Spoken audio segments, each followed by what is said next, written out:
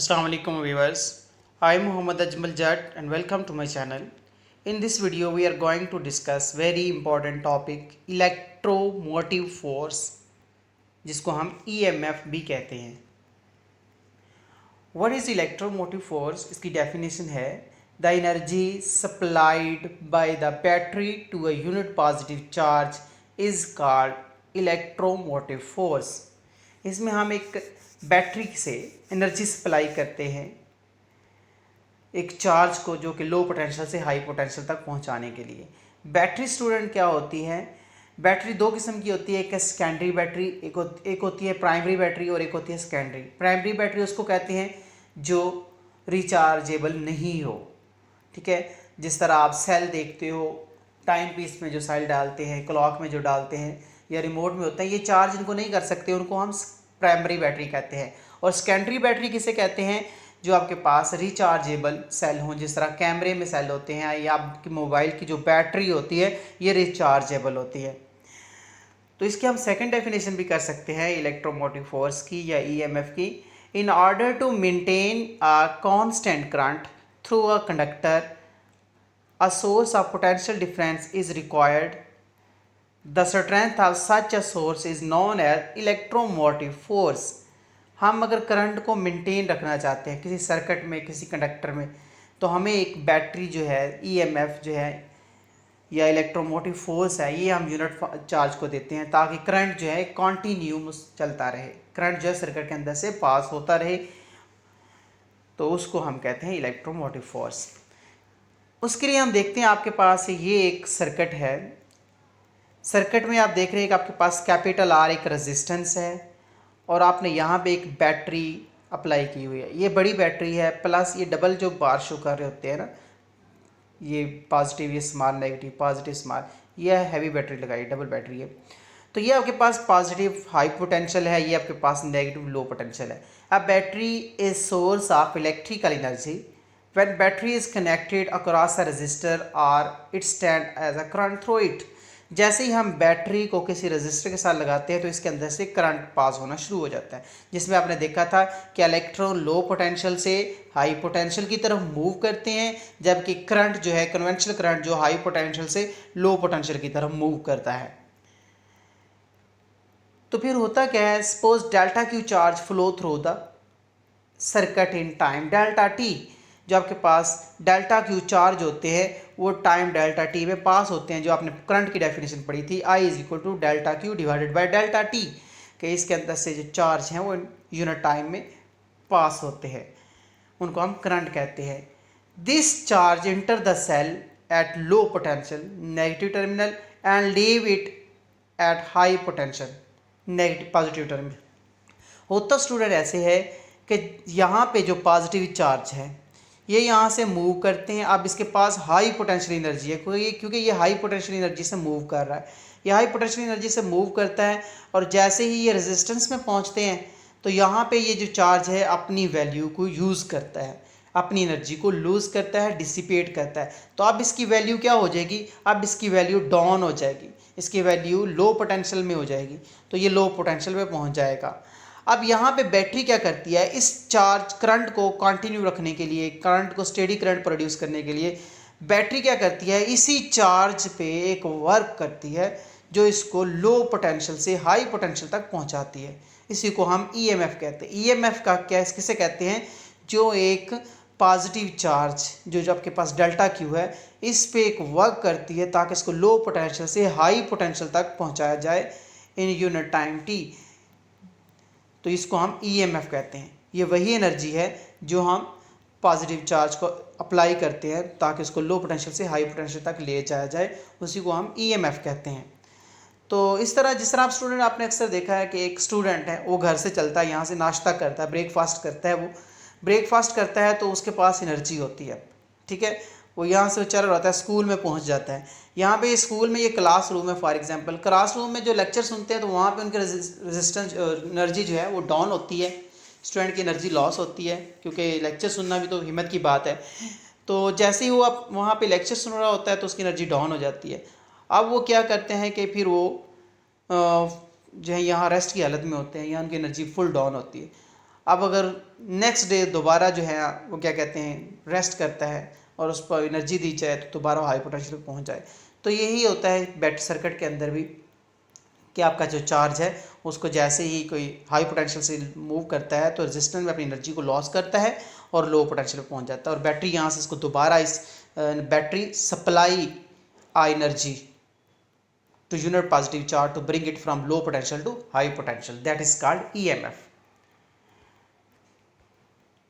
The battery supplied delta W work energy to the charge to move it from low potential to high potential. अब student हम बात करते हैं mathematical form. Thus the EMF E of the source is defined as the energy supplied to unit charge by the cell, जिसको आपने formula आपने पहले ही पढ़ा हुआ है, E is equal to delta W divided by delta Q. Student शुरू में आपने जो स्टडी किया था वो आपने देखा था E V पढ़ा था आपने, लेकिन यहाँ पे E है, E जो है EMF है, ठीक है। इसका यूनिट में हम डिस्कस करते हैं। ये भी एक वोल्टेज ही है जो कि क्या करता है, वर्क करता है चार्ज के ऊपर। स्टूडेंट ये जो आपके पास बैटरी है, ये बैटरी को जो चार्ज को प्रोड्यूस नहीं कर रही, ये जो सी के अंदर जो चार्ज है उन्हीं को एक्टिवेट कर रही है, ये कोई नए चार्ज एंटर नहीं कर रही। यहाँ पे ना कोई चार्ज इंक्रीज क्या कहते हैं क्रिएट हो रहा है और ना ही कोई डिस्ट्रॉय हो रहा है, ठीक है। ये वही चार्ज को मूव कर रही है। तो ये आपके पास जो बैटरी है, यहाँ पे आप सर्किट में भी देख रहे हैं, इसको हम डिस्कस करते हैं मज़ीद आगे। तो आपके पास यूनिट ऑफ EMF क्या है? It may be noted that EMF is not a force to be measure in newton. Student ये EMF जो इलेक्ट्रोमोटिव फोर्स पढ़ते हैं, ये फोर्स कोई ऐसी फोर्स नहीं है जिसका यूनिट न्यूटन है जो आपने पढ़ा है। ये एक एनर्जी सप्लाई करता है जिसका यूनिट है जूल पर coulomb, joule work on charge coulomb which is volt. तो EMF का जो यूनिट है वो भी वोल्ट है जो आपने पहले पढ़ा है। The energy supply by the cell to charge carrier is derived from the conservation of chemical energy into electrical energy inside the cell. Cell में स्टूडेंट आपने देखा है कि आपके पास जो एनर्जी होती है वो केमिकल एनर्जी होती है, उस केमिकल एनर्जी को हम क्या कन्वर्ट करते हैं, इलेक्ट्रिकल एनर्जी में कन्वर्ट करते हैं। अब हम बात करते हैं इंटरनल रेजिस्टेंस की। स्टूडेंट एक्सटर्नल रेजिस्टेंस क्या होती हैं और इंटरनल रेजिस्टेंस क्या होती हैं उसको हम डिस्कस करते हैं। सबसे पहले तो आप देखते हैं एक्सटर्नल रेजिस्टेंस वो क्या थी। ये जो आपके सर्किट बल्ब लगाते हैं, आप AC लगाते हैं, इस्त्री लगाते हो, तो ये आपके पास एक्सटर्नल रेजिस्टेंस है, ठीक है। इंटरनल रेजिस्टेंस कौन सी होती है? जो सेल के अंदर रेजिस्टेंस होती हैं, सेल के अंदर जो केमिकल एनर्जी होती है वो कन्वर्ट कर रहे होते हैं इलेक्ट्रिकल एनर्जी में। ये जो केमिकल एनर्जी होती है उनके दरमियान दो इलेक्ट्रोड्स होते हैं जो आपने पढ़े थे, नेगेटिव एनोड और कैथोड, उनके दरमियान में जो एनर्जी होती है, उनके दरमियान में भी रेजिस्टेंस होती है, उसको हम इंटरनल रेजिस्टेंस कहते हैं। Like other components in a circuit, a cell also offer some resistance called the internal resistance. Small r से डिनोट करते हैं इंटरनल रेजिस्टेंस को। ये वो रेजिस्टेंस होती है जो सेल के अंदर होती है, उसको हम मज़ीद डिस्कस करते हैं। This resistance is due to electrolyte present between two electrodes of the cell. ये जो रेजिस्टेंस है ये मैंने बताया था अभी कि आपके पास जो इलेक्ट्रोड्स होते हैं, जो एनोड सेल होता है, कैथोड होता है, और एनोड और कैथोड की वजह से जो ये रेजिस्टेंस होती है उसको इंटरनल रेजिस्टेंस कहते हैं। जिस तरह आप ये सर्किट में देख रहे हैं, आपके पास ये एक रेजिस्टेंस कैपिटल R है जो कि एक्सटर्नल रेजिस्टेंस है जो सर्किट के अंदर लगी होती है, लेकिन ये एक पूरी बैटरी को शो किया गया है, ये सेल को शो किया गया है, एक बैटरी को शो किया गया है। उसके अंदर की रेजिस्टेंस है, उसके अंदर ये आपके पास जो है ना, उसके अंदर ये स्मॉल इंटरनल रेजिस्टेंस होती है। जैसे आप लो पोटेंशियल पे जो चार्ज होता है उसको बैटरी मदद करती है कि उसको एक एनर्जी सप्लाई करती है उसको हाई ए पोटेंशियल पे ले जाने के लिए, तो उसको भी इसके अंदर जो है इंटरनल रेजिस्टेंस के अंदर से पास होना पड़ता है।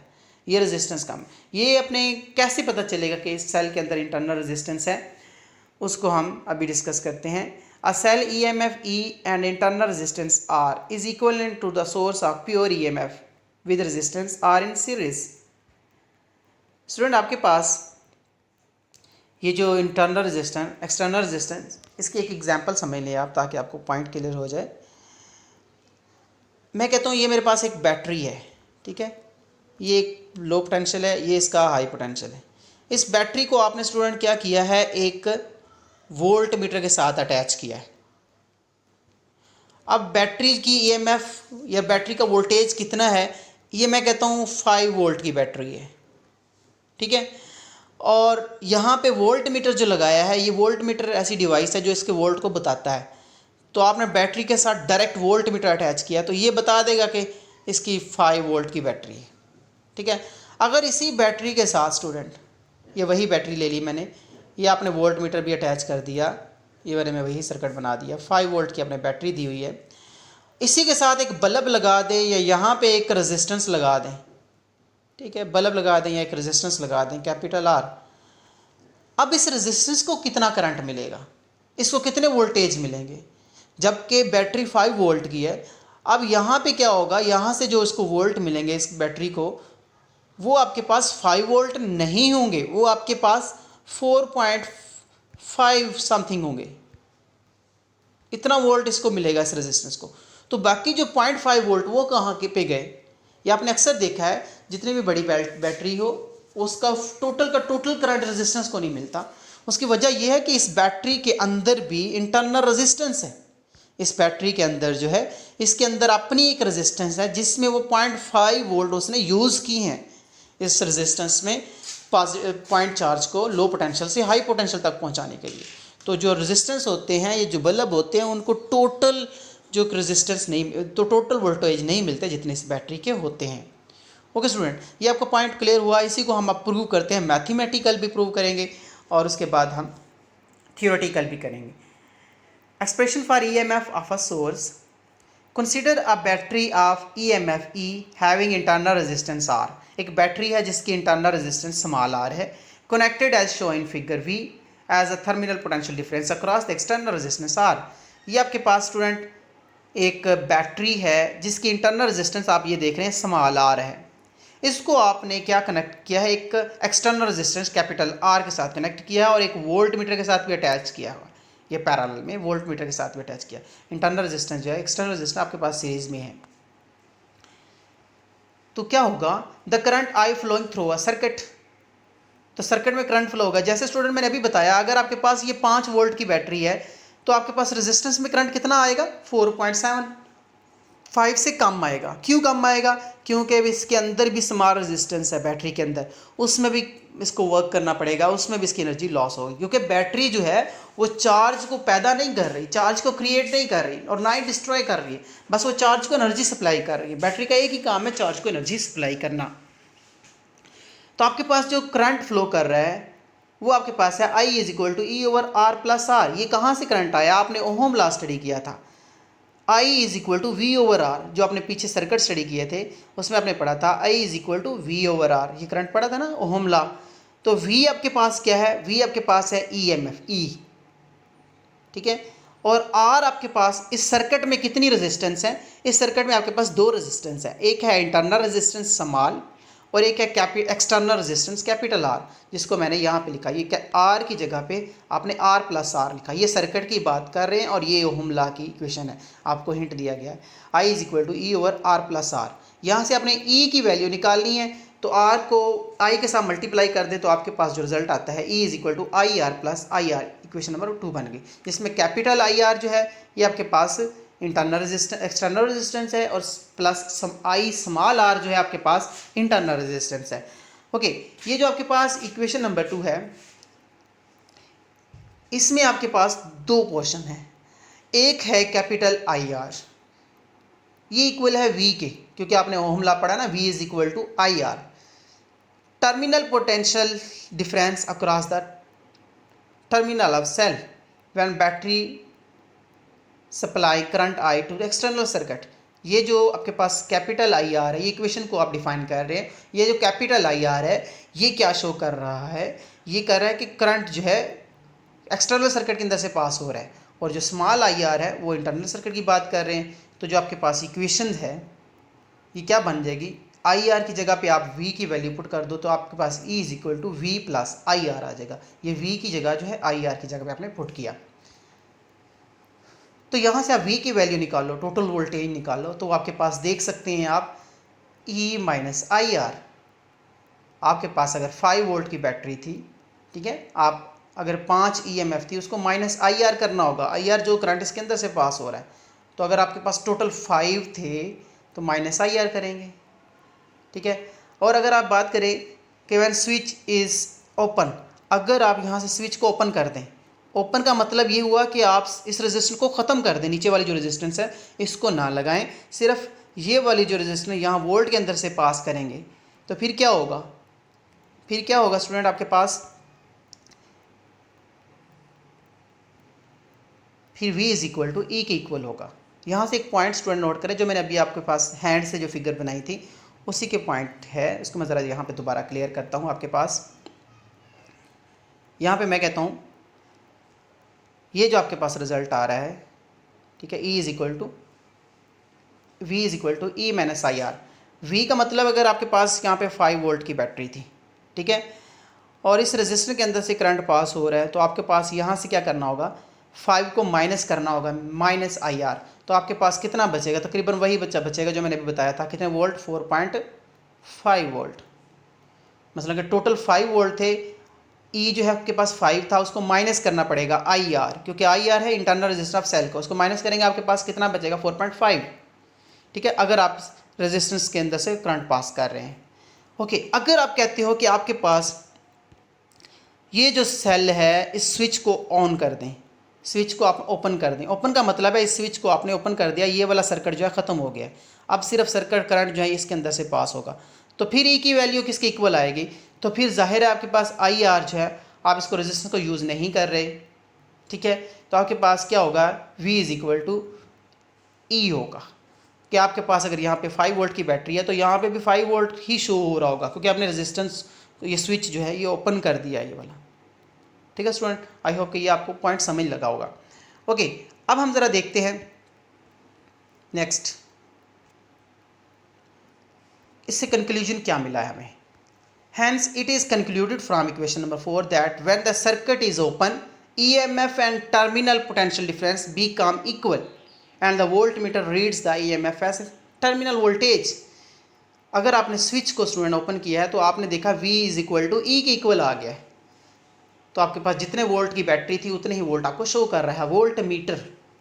अगर आप रेजिस्टेंस लगाते हैं तो फिर अगर आप स्विच को क्लोज कर देते हैं, when switch S is close the V would be decrease by factor I are.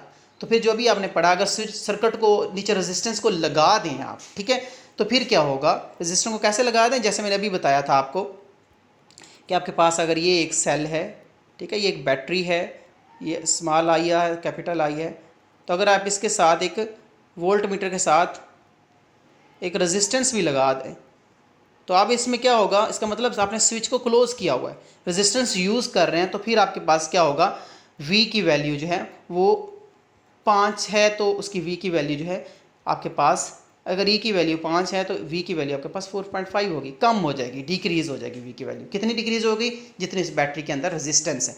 अब ये मुझे बताएं कि बैटरी के अंदर रेजिस्टेंस कितनी होगी, ठीक है, बैटरी के अंदर रेजिस्टेंस कितनी होगी, वो आपने जैसे देखा, ये आपके पास अगर एक बैटरी है, ठीक है, तो इस बैटरी के अंदर जो रेजिस्टेंस है ये किस पे डिपेंड करती है, इसके अंदर जो इलेक्ट्रोड्स का डिस्टेंस होगा, इलेक्ट्रोड्स का डिस्टेंस ज़्यादा होगा तो इसके अंदर रेजिस्टेंस ज़्यादा होगी, ठीक है, और अगर इलेक्ट्रोड्स का डिस्टेंस कम होगा तो उसके दरमियान में रेजिस्टेंस कम होगी, small I R, internal resistance जिसको कहते हैं, इंटरनल रेजिस्टेंस जो बैटरी के अंदर होती है, अगर उनका एरिया ज़्यादा होगा तो अब इन्वर्स रिलेशन होगा, जैसे आपने पहले स्टडी किया जी।